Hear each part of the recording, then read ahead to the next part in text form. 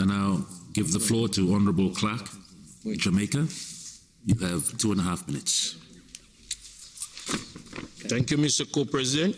Members, a Parliament Assembly fit for the post-Cotonou era celebrate 20 years of the Cotonou Partnership Agreement on the future of the OACP-EU Parliament Corporation. Let me, Mr. President, emphasize the OACP-EU partnership is quite impactful as it affects 20% of the world's population. This partnership has been visible in various areas and sectors at the bilateral, regional, and multilateral levels. I hasten to mention the important role that this development cooperation between the EU and OACPS has played in supporting the economic development and growth strategy of OACP states. In this regard, Jamaica expressed appreciation for the implementation of relevant programs that have redounded to the benefit of member states, such as the Development Mineral Program, which has assisted stakeholders in the mining sector, including in Jamaica, to embrace international standards and to become more competitive exporters. Jamaica appreciates the important role that the OACPS-EU Joint Parliamentary Assembly has played over the years in providing oversight of the implementation of the Cotonou Partnership Agreement by promoting dialogue and consultation in facilitating greater understanding between the EU and the OACP states. Let it be known that the Joint Parliament Assembly under the Cotonou Partnership Agreement has made a tangible contribution to the principles and objectives of the agreement. Most recently, the JPA adopted a resolution on climate change that helped to facilitate joint action at the COP26. Jamaica welcomes the transformation of the ACP into an international organization following the entry into force of the revised Georgetown Agreement. We also welcome the finalization of the new OACPS-EU Parliament Agreement, which was initiated in April 2021. Our hope is that parliamentarians on both sides will continue to play a critical role in the partnership agreement and facilitate effort to meet the objectives outlined.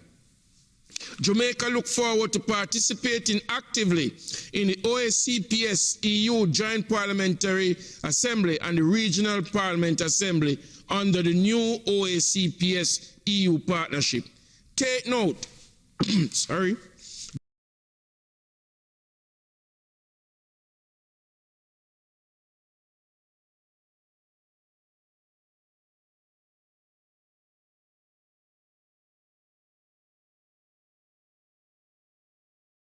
Jamaica looks forward to continue collaboration on areas of importance to many OACPS members, including the vulnerability of small island developing states to external shocks caused by climate change, investment and private sector development, and human and social development, among several others. Let me reiterate that the Joint Parliamentary Assembly impact goes beyond economic consideration and embraces the fundamental objectives of the Cotonou Agreement to promote and expedite economic, cultural and social development of the ACP estate, with a view to contributing to peace and security and to promote a stable democratic political environment. Thank you. I thank Jamaica for that intervention, and I give the floor to Ms. Hetzberger Fofana. You have the floor. You have 2 minutes.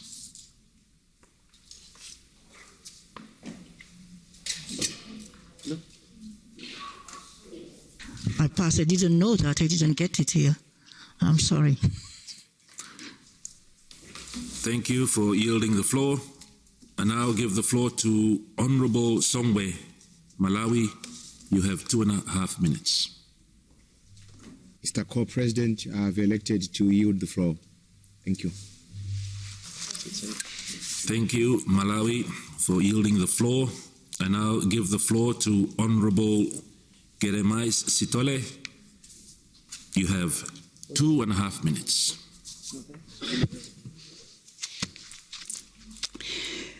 Thank you, Co-President. O que dizer depois?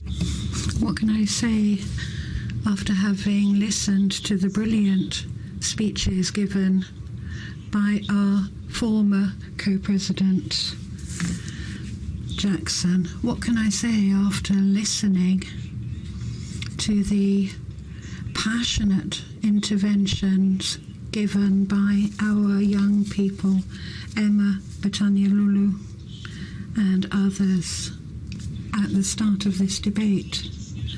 All of this, co-presidents, dear colleagues, does prove just how important this assembly bringing together ACP countries and the European Union has been. Experience shows that in this assembly we have neither large nor small countries. We do not have countries that know a lot, others that know little. We don't have countries that have a lot of power in the world and that others that don't. Instead, all of us have the right to live together in a globalized world where we're facing common challenges and where we need to be united to be able to overcome those challenges. And that will be the case in our next agreement following Cotonou, where we do hope as parliamentarians that together with our people we will be able to do everything so that as soon as possible we can benefit from acting together, from cooperation between the EU and the OACP-EU. Thank you very much for your attention. Thank you very much, Mozambique, for that intervention and for keeping within your time allotment. And I'll give the floor to Mr. Karski. You have the floor, 1.5 minutes. It's not there. It's not. No. I understand Mr. Karski is not there. Therefore, move on to give the floor now to Honorable Muka Bagwiza, Rwanda. You have the floor, 2.5 minutes. Merci, Monsieur le Président. Thank you very much, President. President, what I'm going to say goes back to what certain people have already said, but nevertheless, I would like to talk about it again. Partnership was a key term in the Cotonou Agreement, although the implementation thereof was not always the very definition of partnership. The same term is being used in the new agreement, and we should use this term to develop increasingly our discussions and the subjects that are of concern to us in an equal partnership, because otherwise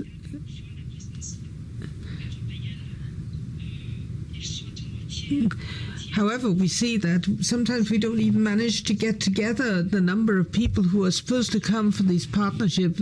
Quite often we only have half the requisite people from Europe.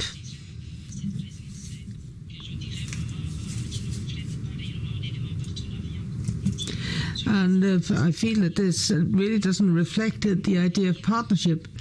Now, if this happens when we're in a European country which is as big as France and in the city which is as big as Strasbourg, what will happen when the assembly is held in an ACP country? All I wanted to say really was that I would urge our members to look at this. Is this a new partnership? Do we want to move towards partnership? My dream would be for this partnership to be a real partnership, the kind of partnership we want, so that we can discuss and talk about our future, so that we can talk about development for all of us. We all aspire to development. And we need to be able to talk about this in a win-win partnership. Thank you. Thank you very much, Rwanda, for your intervention and for keeping within the time limit. And I'll give the floor to Mr. Botenga. You have 1 minute. Merci, Monsieur le Président. Thank you very much, President.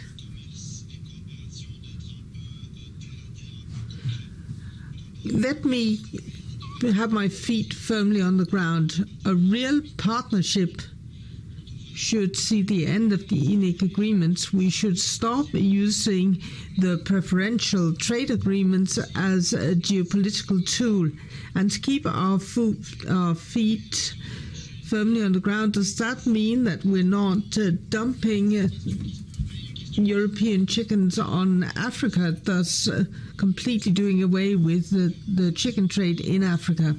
You know that the UN agreement on trade of development shows that Africa is losing 89 billion euros per annum. And we could help there by having a real list of tax havens, but we don't do it. So this neo-colonial bleeding of money continues, and we've got to stop that today, not tomorrow. Thank you, Mr. Botenga, for your intervention. And I'll give the floor to Honourable Andre Seychelles. You have the floor, 2.5 minutes.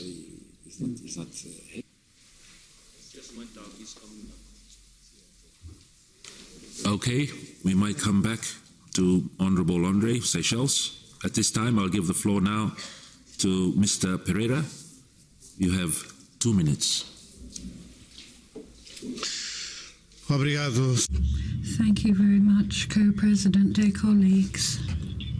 At our last meeting of this joint Parliamentary Assembly, we were then welcoming the post-Cotonou Agreement being celebrated and seeing that as an important landing zone in terms of our cooperation. But the truth is that now, as we move to applying that, we still don't know when it will come into force. It's not a perfect agreement, as our ex-co-president Mr. Jackson recalled in inspiring words, but nonetheless it is a modern agreement which does cover the new challenges facing us all, of climate change to the pandemic, to global security, to threats to the multilateral trading order.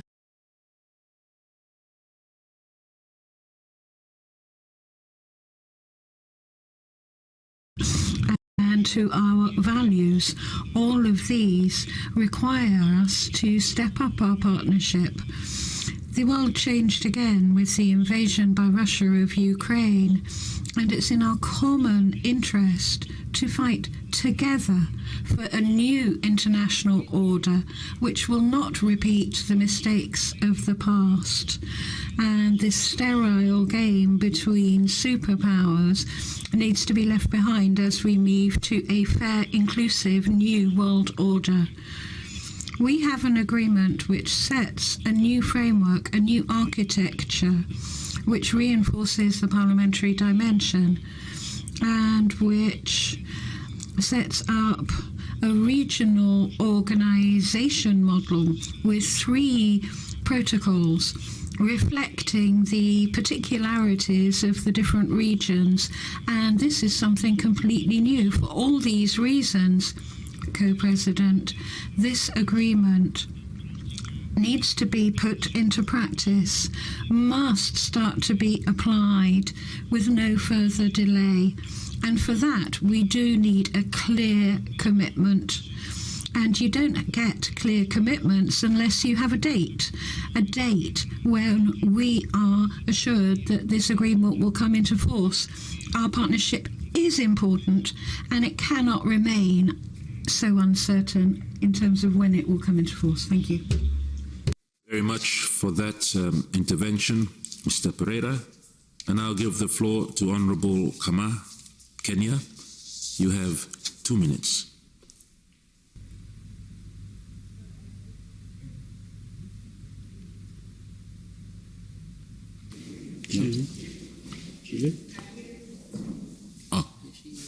Thank you very much, Kenya, yielding the floor. And I'll give the floor to Honourable Dunu, Mauritius. You have the floor. You have 2 minutes. President, I wish to take this opportunity to thank you because I did register for this one. I'm glad that the engagement of Mauritius with the EU is based on a friendship and has evolved within the framework of the OACP-EU Cotonou Agreement partnership. And this partnership has been instrumental in supporting the economic development of Mauritius on lots of issues to commerce, fisheries, and regional cooperation. Mauritius, located off the south coast of Africa, neighboring the French island of La Réunion, Mauritius is an island state of 1.3 million population. The country's economy has gone through great strides since independence, and it's now class upper middle income economy. We have moved from a monocrop economy, manufacturing, to tourism, now to a service sector. Despite the successful handling of the public health emergency in the pandemic, the economic impact was severe due to the pandemic. We have key challenges include the managing of the transition from the knowledge-based economy and adapting to our impacts of climate change. And we at Mauritius, we welcome this new agreement, and we appreciate that EU side has paid attention to the needs and concern of ACP group during the negotiation culminating to the initiation of this agreement in 15 April 2021. We joined the organization OACPS and look forward to the signature of this new agreement in Samoa before the end of June 2022. The new OACP partnership agreement and its attendant regional protocol will make a new phase, and it marks a new phase in the relation between the two blocks. And Mauritius looks forward for its signature and its early effective implementation, and hope that this special consideration will be given to different specialities of the countries and region of the regrouping. And we also think that the implementation of the regional protocol will be clearly established with assistance and support of EU in sub-Saharan Africa countries, African Union, as well as sub-regional organizations with a view to setting up the mechanism or structure that would oversee the implementation of the regional protocol. And we celebrate the 20 years of this Cotonou Agreement, which has helped our country to move forward. And now we look for the new opportunities coming with the new regional protocol and new agreement. We have to move forward. Thank you, sir. Thank you very much, Mauritius, for that intervention. I give the floor now to Honourable Andre Seychelles. You have the floor, 2 minutes. Thank you very much, Mr. Co-President. As we move from the old agreement to the new agreement, I am sure that there are so many issues that we will come up to and that we will need to attend to it in a manner that will be slightly different from the way we had been dealing with matters as we have been doing it now. Seychelles remains a country that is open to different types of partnerships. Partnerships, it has been said that do we need partnerships? We definitely need different types of partnership, being a small country, but we need partnerships that would not only be harmful to us. We have harmful partnerships, but we need to renegotiate partnerships that would allow us to be benefiting fully from those partnerships. As small island states, we need to have more joint meetings.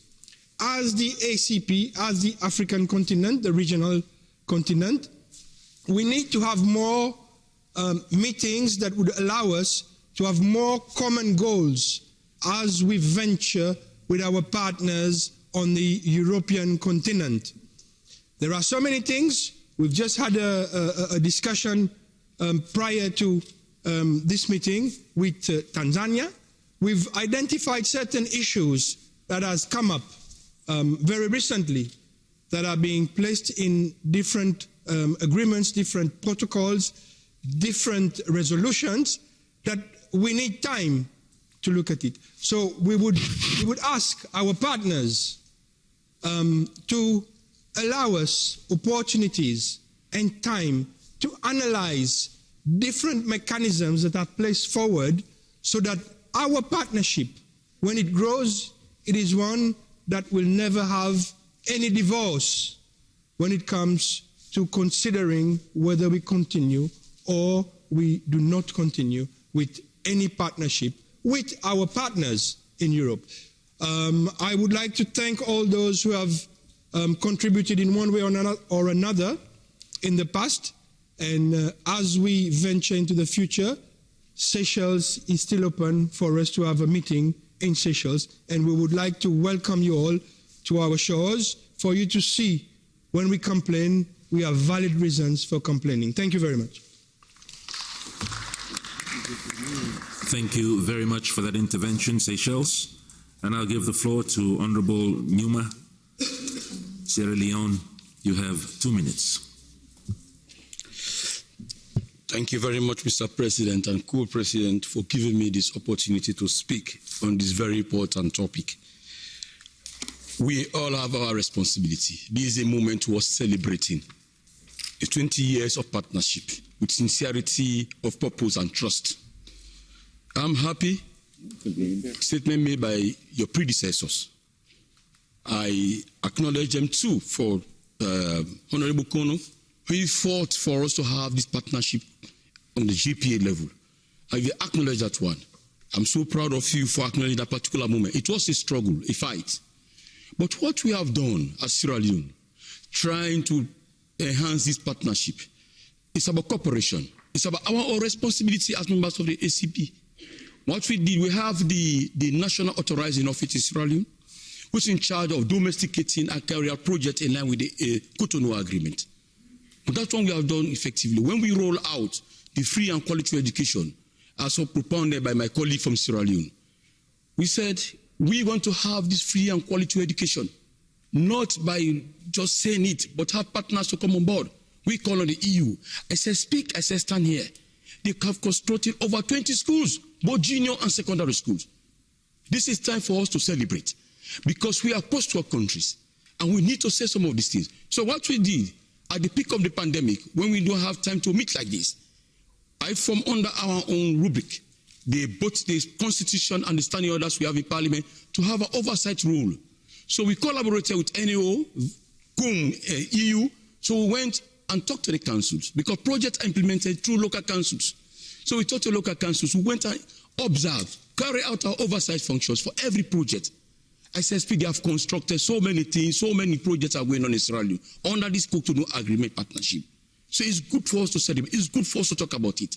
And they are doing more in line with education, in line with good governance. In good governance, all of us are talking about good governance. Under the pillar of good governance, for this Cotonou Agreement, we have to fight corruption. That is our responsibility. Corruption has eaten into the fabric of our governance system. If we don't fight corruption, it will be very difficult for us to progress as nations. We are emulating, talking about Europe, because yes, there is corruption, just like this agreement. You don't have a perfect agreement, but are challenges. But we need to surmount those challenges. So one of the things we can succeed in the post-Cotonou agreement, all of us need to come together to fight corruption. Corruption is the cause of so many things happening in the ACP countries. So we as government in Sierra Leone, we have taken corruption to be one of the fundamental pillars for good governance. And we are in that direction, and we are moving towards that. So, Mr. Co-President, I want to say I am so proud of this partnership because Sierra Leone is benefiting. There is real cooperation, sincere cooperation in administering, in rolling out our government objectives For young people, the only thing we can give young people is education. Education. And education that can take them to another planet. Mr. Co-President and President, we as Sierra Leone, we will continue in the post-Cotonou and talk to our young people. Let them make use of the opportunities. I heard all of them talking about good things about young people. When we give them the platform, the opportunity, let them make use of it, especially in terms of education. The women, the children, this provision in the Cotonou Agreement is a very good one. Thank you very much, Mr. President. Thank you very much, Mr. Co-President. Thank you all. Thank you very much for that intervention, Sierra Leone. Well noted. We have heard the last speaker on this debate here, and it has been very enriching, the exchanges of views. Our time is definitely running out, but I would like to give the floor back to our presenters. 2 minutes for those who might want to make some reaction or response. Those presenters who had been with us earlier, if you were still online, please indicate your interest in making your reactions to the debate as you have heard. 2 minutes. Thank you very much, Your Excellency, for the opportunity once more.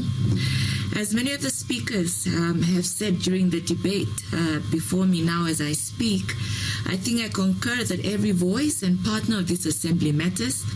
And as the members continue to debate, agree and disagree this agreement, I think we must come to a point both internally and externally must find a way to ensure inclusivity of all concerns and ensure that every party feels included in the new road charted for the future of this assembly and its agreement.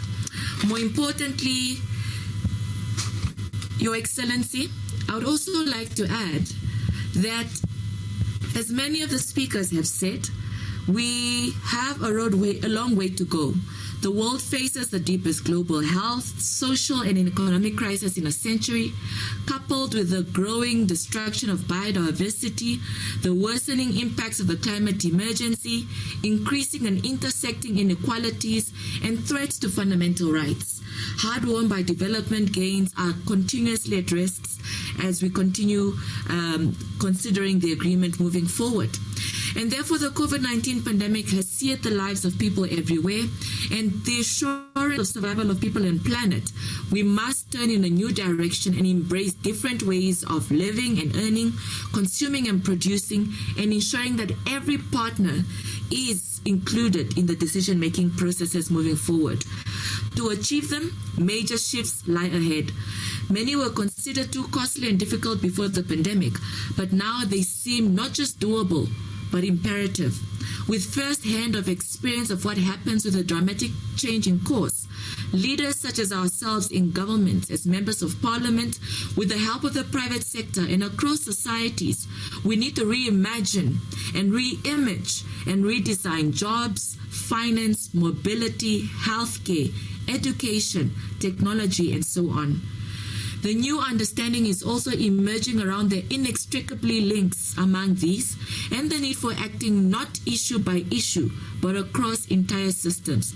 This offers hope and real hope for unlocking rapid action on daunting challenges such as pandemics, now in the future, along with deep-seated inequalities and, of course, climate change.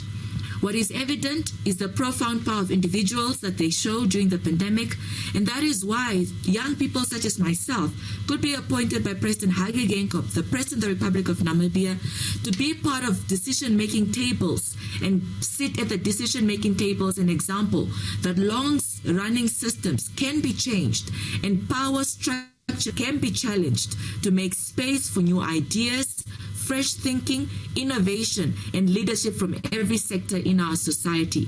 We have lost a lot of time during the pandemic, but working together and ensuring every concern is included, we can make this a turning point for people and the planet.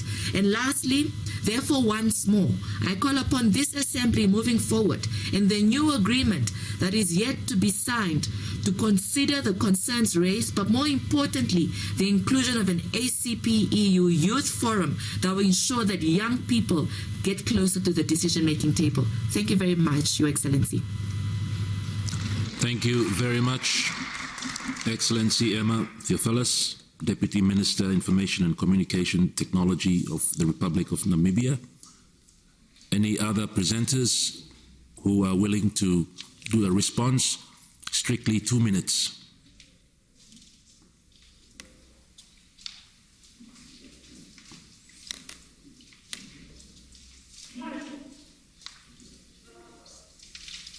Parliament, Your Excellencies. So the Assembly, I've taken note of everything that has been said, and I echo the things that have been reflected, that the Assembly should really reflect a relationship between equals, between African, Caribbean, Pacific states, as well as the EU. And it really needs proactive participation and contribution.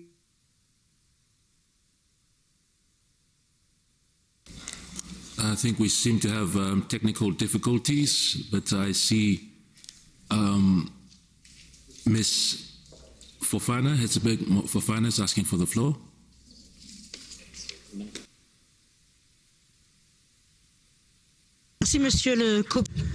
Thank you, Co-President. I do apologise for earlier. I hadn't seen, but I have listened to everything that's been said, and I too can only deplore the current situation, and I would endorse what our Rwandan colleague just said. It is unacceptable that most MEPs are conspicuous by their absence. We do need a level playing field, but that has to be based on respect. The new partnership has to reflect a change of attitude and concerns. For my group, the Greens, the green transition will take into account climate change and ensure leadership roles for young people and women, education for all, for girls and for boys, so that in ACP countries as well, we also see a fall in young pregnancies. We have to provide hope to young people. That was the message I understood too from the young people addressing us, and that will encourage us to work along these lines so that our legacy for the next generation is a genuine partnership based on common values. That means that the pillar of these values, based on mutual trust and permanent dialogue, has to include young people so that they can carry on the torch of partnership we are all working towards. Thank you. Thank you very much for that intervention, Mrs. Vega Fofana. I think we now will close our discussions on this item. Thank you very much for all that have made contributions. Thank you to all our presenters. Oh, so we still have some presenters online? Yeah, sure.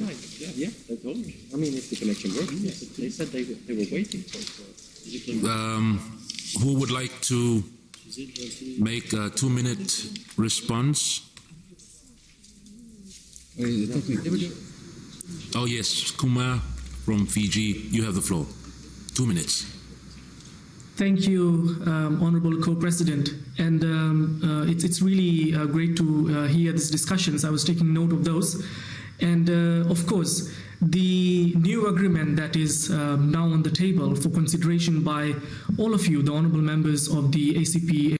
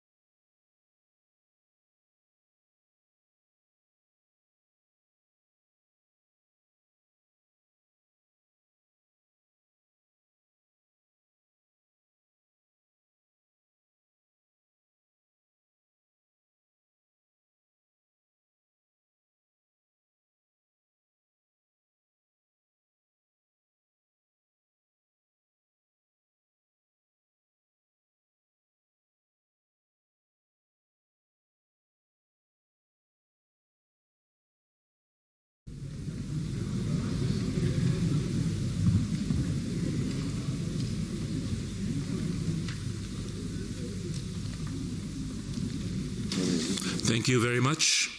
Item 13, a Parliamentary Assembly fit for post-Cotonou era, celebrating 20 years of the Cotonou Partnership Agreement and the future OACP-EU Parliamentary Cooperation.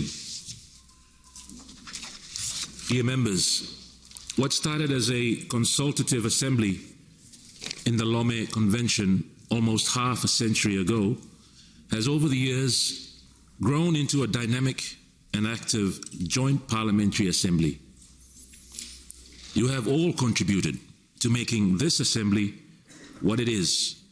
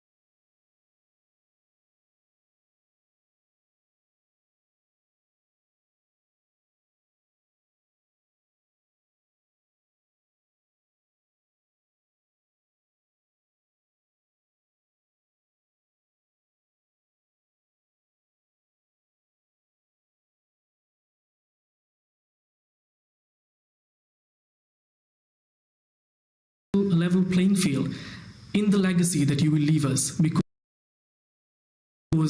like I said, that the progress has to be in an inclusive and meaningful manner where no one has been left behind.